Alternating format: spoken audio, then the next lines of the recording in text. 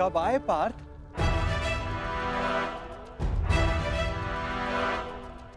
मुझे तो तुम्हारे आने का भान ही नहीं हुआ। आप विश्राम कर रहे थे माधव, इसलिए जगाना उचित नहीं समझा। और तुम नीचे क्यों बैठे हो? इधर आओ, मेरे समीप आकर बैठो। माधव, मैं यहाँ आपका युद्ध के लिए समर्थ। अरे ठहरो, यहाँ पे पहले मैं आया तो समर्थन मांगने का अधिकार मेरा है। अरे दुर्योधन, तुम भी यहाँ हो? आश्चर्य। आश्चर्य? आश्चर्य तो मुझे हो रहा है। मेरे आने पर तो आप उठे नहीं, और अर्जुन के आते ही आपकी नींद खुल गई।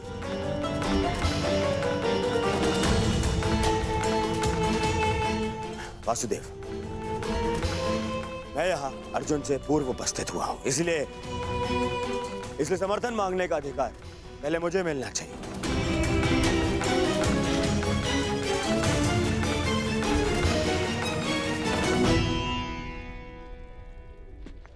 ये तुम्हारा मत है दुर्योधन, परंतु पहले मैंने अर्जुन को देखा, इसलिए मांग रखने का अवसर पहले अर्जुन को ही मिलना चाहिए। यही धर्म है। परंतु नियम यह था वासुदेव कि जो द्वारका पहले पहुंचेगा, आपका समर्थन उसी को मिलेगा। और मैं अर्जुन से पहले यहां उपस्थित हुआ हूं।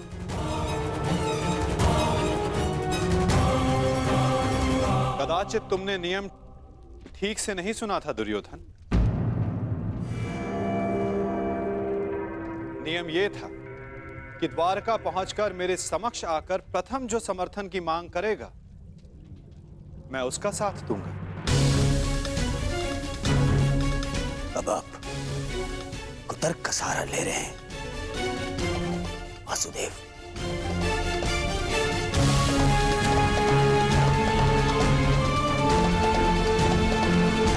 जानता था मैं कि आप पक्षपात अवश्य करेंगे।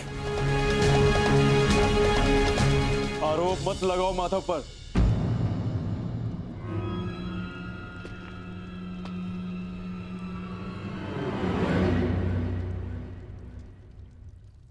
दुर्योधन सत्य कह रहा है माधव। मुझसे पूर्व ये यहां उपस्थित था, परंतु आपके पीछे बैठने के कारण आप इसे देख नहीं पाए, इसलिए समर्थन का पहला अवसर दुर्योधन को ही मिलना चाहिए।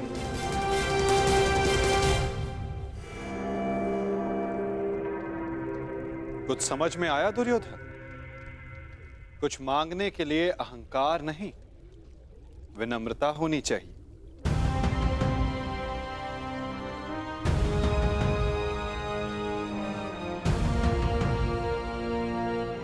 कहो, क्या चाहिए? मैं चाहता हूं कि आने वाले महायुद्ध में द्वारका हम कौरवों का समर्थन करें विनम्रता से।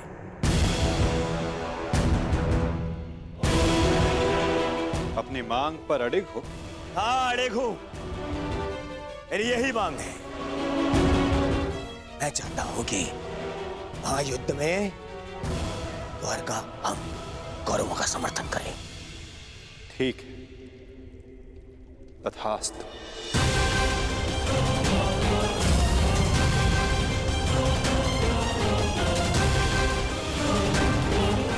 परंतु तुम्हारे इस वचन ने मुझे बहुत बड़ी उलझन में डाल दिया है दुर्योधन। अब मुझे हस्तिनापुर के साथ साथ इंद्रप्रस्थ की भी सहायता करनी होगी। असंभव! क्या असंभव है? ये पक्षपात है। परंतु तुमने यही तो मांगा है गांधारी नंदन।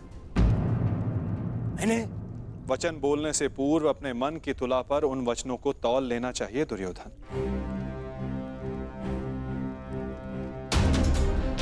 तुमने कहा कि कौरवों को द्वारका का समर्थन मिलना चाहिए। अपने द्वेष के कारण तुमने पांडवों को सदा भिन्न माना।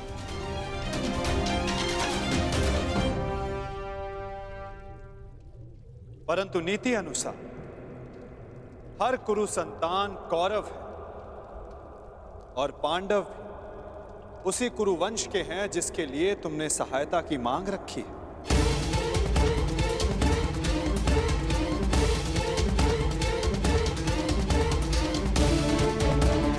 इसलिए मुझे अपना समर्थन दोनों पक्षों में बांटना होगा।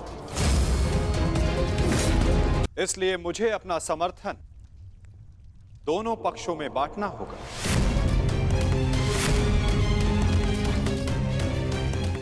क्या करूं? पक्षपाती होना मेरे स्वभाव में जो नहीं। पक्षपात तो कर ही रहे हैं आप। हम दोनों एक दूसरे के विरुद्ध खड़े हैं, तो स्पष्ट कीजिए हम दोनों को एक साथ कैसे समर्थन देंगे आप?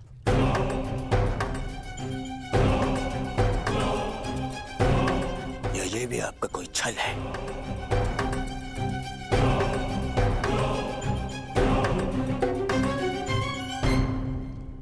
विभाजन से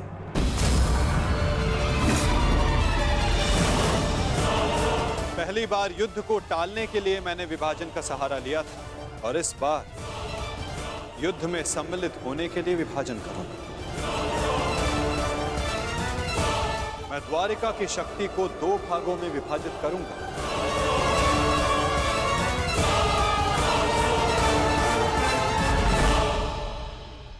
एक ओर होगी मेरी शक्तिशाली नारायणी सेना जो कभी पराजित नहीं हुई,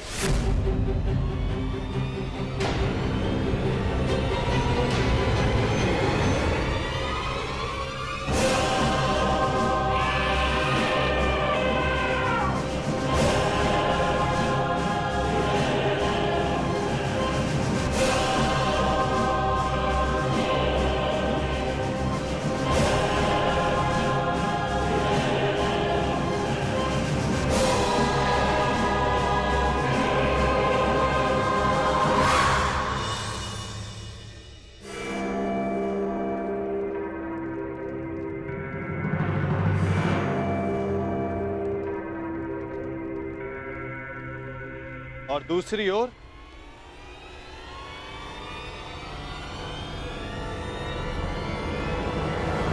केवल मैं।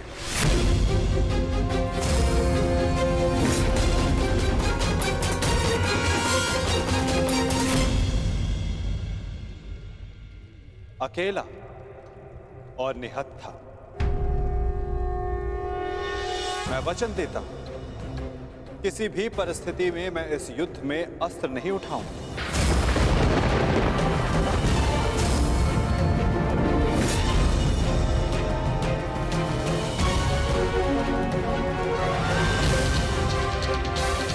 ना ही धनुष, ना गदा, ना खड़ग, ना ही सुदर्शन चक्र। मैं किसी भी अस्त्र का प्रयोग नहीं करूंगा। क्या आप युद्ध में अस्त्र नहीं उठाएंगे? हाँ दुर्योधन, सही सुना तुमने।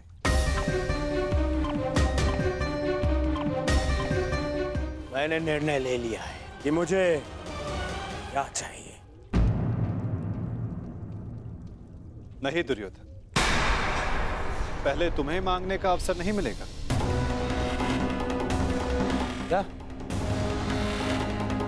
ये मांग कुरुवंश के मध्य हो रही है और अर्जुन तुम्हारा अनुज है और धर्म कहता है कि मांगने का पहला अधिकार अनुज का होता है। कोई अनुज नहीं है, वो शत्रु है ये मेरा। और आपने ने कहा था जो आपके समक्ष पहले आएगा आपका समर्थन उसी को मिलेगा। मैंने अपना वचन निभाया दुर्योधन। तुमने कुरुवंश को समर्थन देने की मांग की और कुरुवंश के लिए मैंने अपनी शक्ति को 2 भागों में विभाजित किया। अब विषय नीति का है दुर्योधन, और नीति के अनुसार प्रथम मांगने का अधिकार अर्जुन को है। यदि बात नीति की है तो इस अर्जुन का यहां आना ही नीति सम्मत नहीं है। किसी राज्य का राजा नहीं है वो। राजा तो तुम भी नहीं हो युवराज दुर्योधन, परंतु मैं अपने पिता महाराज धृतराष्ट्र का प्रतिनिधित्व करता हूं। और मैं अपने ज्येष्ठ भ्राता महाराज युधिष्ठिर का प्रतिनिधित्व करता हूं। राजा है? कैसा राजा? 13 वर्ष पूर्व उनसे उनका सिंहासन छिन चुका है। और वही सिंहासन उन्हें मिले, इसलिए ये युद्ध हो रहा है। तो यदि तुमने राज्य लौटा दिया होता तो ये युद्ध कभी नहीं होता। यदि अज्ञातवास पूर्ण किया होता तो राज्य अवश्य लौटा देता।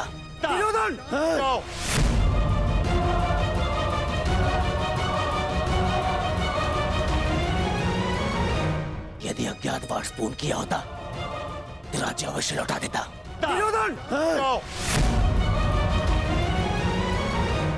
शांत हो जाओ तुम दोनों। ये मत भूलो कि तुम दोनों यहां अतिथि हो और अतिथि की मर्यादा होती। अपने अतिथि के घर पर यूं झगड़ा करना तुम दोनों को शोभा नहीं देता। तो जैसा कि मैंने कहा, अर्जुन को प्रथम अवसर मिलना चाहिए।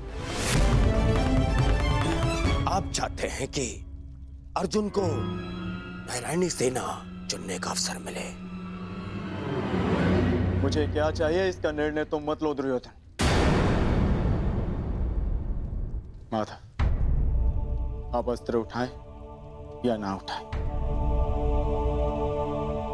मुझे मेरे पक्ष में केवल आप चाहिए। मुझे नारायणी सेना से कोई मोह नहीं। यदि नारायण मेरे साथ है तो मेरे लिए पर्याप्त है। मुझे आपकी सेना का नहीं, आपका समर्थन चाहिए।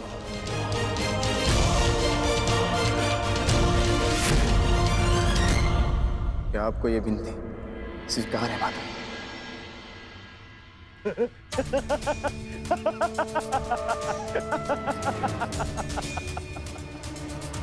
अब समझा मैं।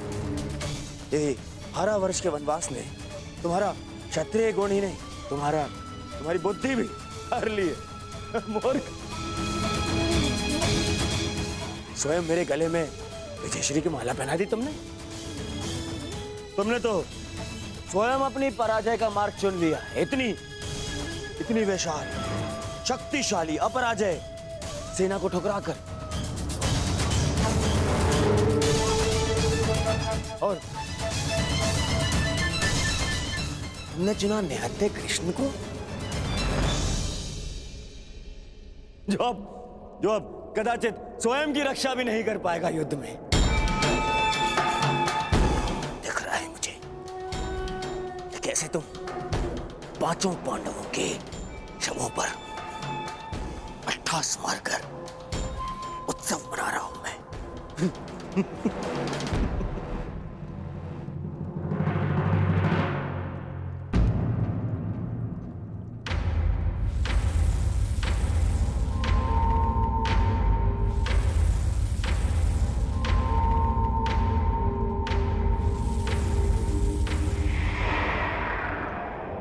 कृष्ण मुस्कुरा रहा है। नहीं, कुछ तो छल है। अब समझा। नारायणी सेना मुझे दे दी, जबकि उसके स्वामी तो आप स्वयं हैं। वो अपने ही स्वामी पर प्रहार कैसे करेगी? उल्टा वो तो हमारी ही सेना को हानि पहुंचाएगी। नहीं, ये छल है ये। नहीं दुर्योधन, यदि ऐसा होता तो मैं पहले ही तुम में से किसी एक को पूर्ण समर्थन दे चुका होता। पक्षपात ना हो इसलिए मैंने अपनी शक्ति को 2 भागों में विभाजित किया है। परंतु क्या है ना वासुदेव, मुझे संदेह है कि आपकी ये सेना मेरा आदेश नहीं मानेगी। अवश्य मानेगी।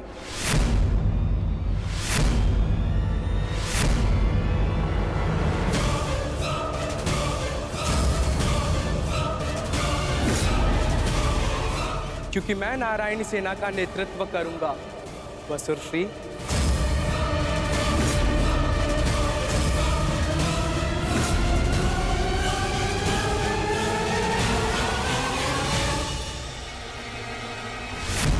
बात ना हो, इसलिए मैंने अपनी शक्ति को 2 भागों में विभाजित किया है। परंतु क्या है ना वासुदेव, मुझे संदेह है कि आपकी ये सेना मेरा आदेश नहीं मानेगी। अवश्य मानेगी।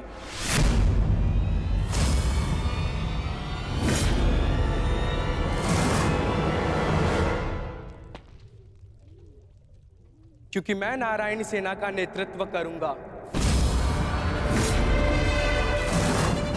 मैं हस्तिनापुर की ओर से युद्ध में भाग लूंगा और नारायणी सेना का सेनापति बनकर निर्देश दूंगा। अब कोई छल नहीं कर पाएगा और ना ही कोई विद्रोह।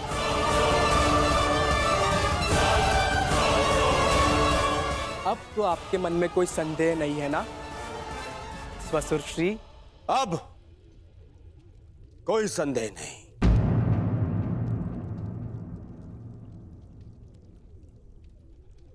ये विभाजन मुझे स्वीकार है।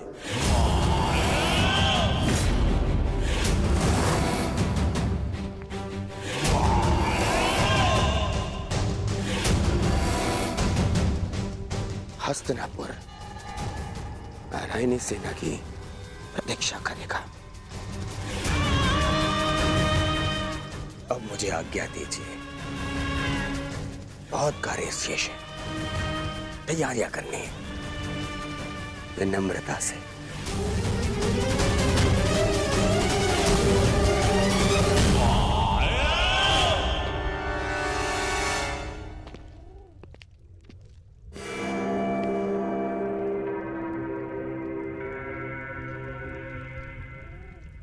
तुमने ऐसा क्यों किया पार्थ? मेरे समर्थन के लिए इतना बड़ा त्याग? मुझे ऐसा कुछ नहीं चाहिए माता जो मुझे आपसे दूर करे। ऐसी नारायणी सेना से क्या लाभ जिसमें नारायण ही ना हो? ये धर्म युद्ध है माता, और धर्म वहीं खड़ा होगा जहां आप होंगे। और धर्म की विजय कोई भी सेना नहीं रोक सकती। आप सदैव हमारे मार्गदर्शक रहे हैं। मुझे विश्वास है कि आप विजय का मार्ग अवश्य दिखाएंगे। मैं प्रतीक्षा करूंगा। मुझे ऐसा सुनकर अति प्रसन्नता हुई अर्जुन। लंबी यात्रा से आए, बहुत थक गए हो। जाकर विश्राम कर लो, कुछ प्रहर बाद चले जा। प्रणिपात।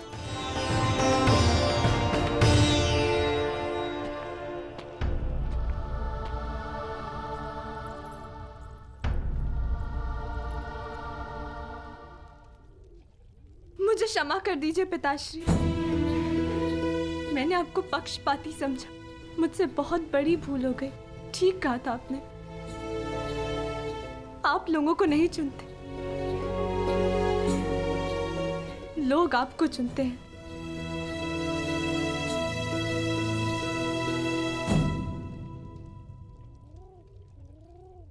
हमारा भविष्य हमारे चुनावों का ही परिणाम होता है पुत्री।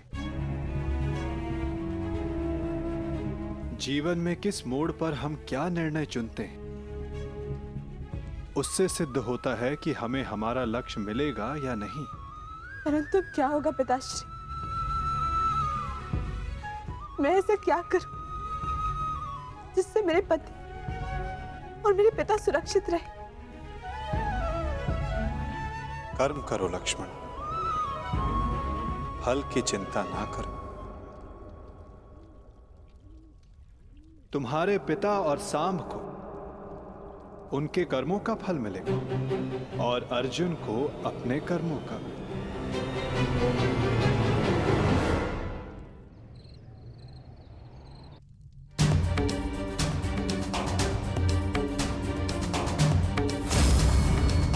मैं भी इस युद्ध में सम्मिलित होना चाहता हूं।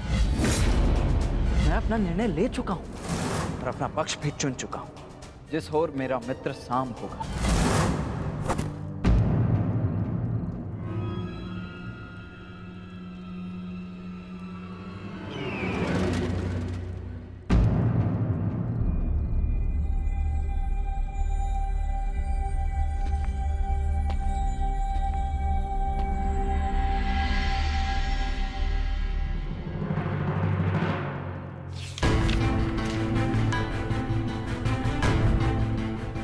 अंगराज, युवराज दुर्योधन द्वारका से हस्तिनापुर लौट रहे हैं और सूचना ये है कि नारायणी सेना दुर्योधन के पक्ष में आ गई है और कृष्ण अर्जुन के पक्ष में है।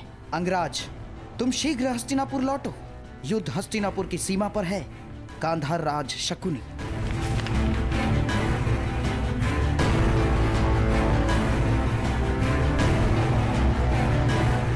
तुमने कैसी मूर्खता कर दी मित्र, कैसी मूर्खता कर दी तुमने।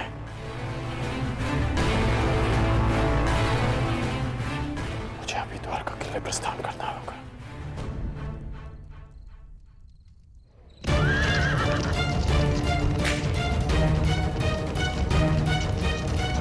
पिताश्री! ये अचानक कहां जा रहे हैं?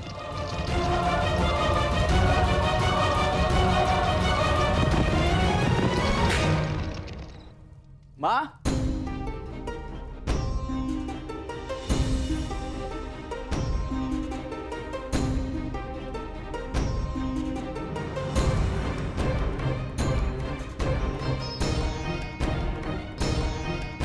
एक बार पुनः अपने कर्तव्य के लिए अपने परिवार को छोड़कर जा रहे हैं पिताश्री।